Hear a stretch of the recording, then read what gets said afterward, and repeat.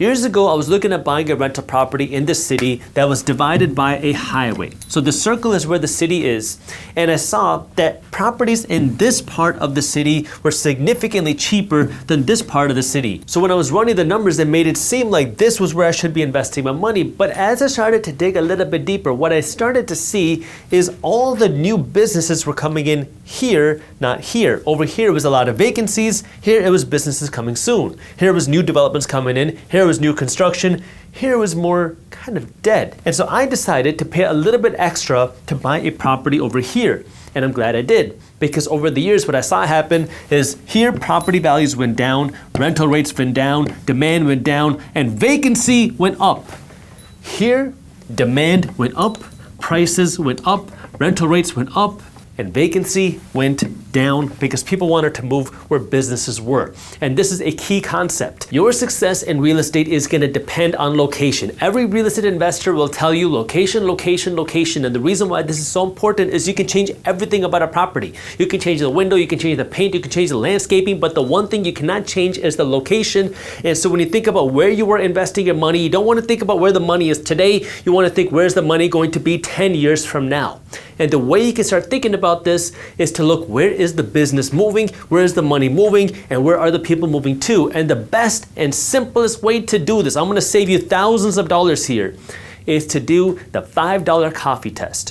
What you do is you walk into a couple of the local coffee shops in the area and you get a cup of coffee or tea and you ask the barista, do you live in this neighborhood? If yes, do you like it here? If no, why not? And they will start telling you if they like this area. Either they're gonna say, yes, I live here and I absolutely love it, or they're gonna say, yes, I live here and I wanna get out because the crime is bad, because it's becoming very dangerous, or they're gonna say, no, I don't live here, but I really want to because all of my friends are moving here and there's so much cool stuff happening, or no, I don't live here and I don't wanna live here because it's a very horrible place to live. Go to a few different coffee shops and start asking people, because if you wanted to get this information from somewhere else, you're gonna pay thousands, if not tens of thousands of dollars in research to get access to this level of data that you can get by yourself by just walking around and talking to the people working there. And the reason why this is so important and so valuable is because in real estate, insider trading is 100% legal. You heard me correctly. It is legal in real estate. It's illegal in the stock market. In real estate, if you know that a big development is coming here before it hits the media, you can start buying properties there before it hits the press and everybody else starts buying. I'm telling you this from personal experience because another city that I was looking at buying a property, and this time it was a multifamily apartment complex. There was this big vacant plot of land plus some vacant buildings on top of it that was sitting there for a long time, and I was in contract to buy a building that was near this vacant area, but it was really a big eyesore, and I wasn't sure if I wanted to buy this property or not because this whole vacant area really made it look very ugly. So I went into the city hall and I asked them, what are the plans for this area? Are there any plans? And what they told me is Walmart had just signed a new contract to open up a super center in this area. It had not become public information yet.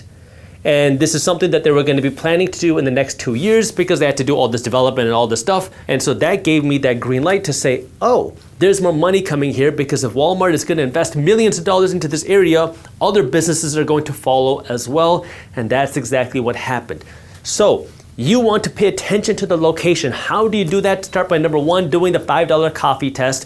Talk to people in the area, walk the streets, and see what does it look like to you. Number two, go to the city hall. Ask them, are there any new developments coming into the area, and see what's going on, because they want people to invest in their cities normally. And the third thing that I want you to pay attention to as an investor is the population growth or decline in the city/neighborhood that you're looking to invest in. Now, a few years ago, this used to be difficult information to access and you'd have to generally pay money to access this level of information. But nowadays, thanks to Google, it's super easy. Just go into Google and search population of Manhattan or whatever city that you want, and it will show you a trend line of the population of your city or neighborhood that you're looking to invest in. What I look for me personally, and I don't recommend what I do to anybody else, but what I look for is at the very least a stable population, but ideally a growing population. The reason why I like growing population areas is because there's a limited amount of land.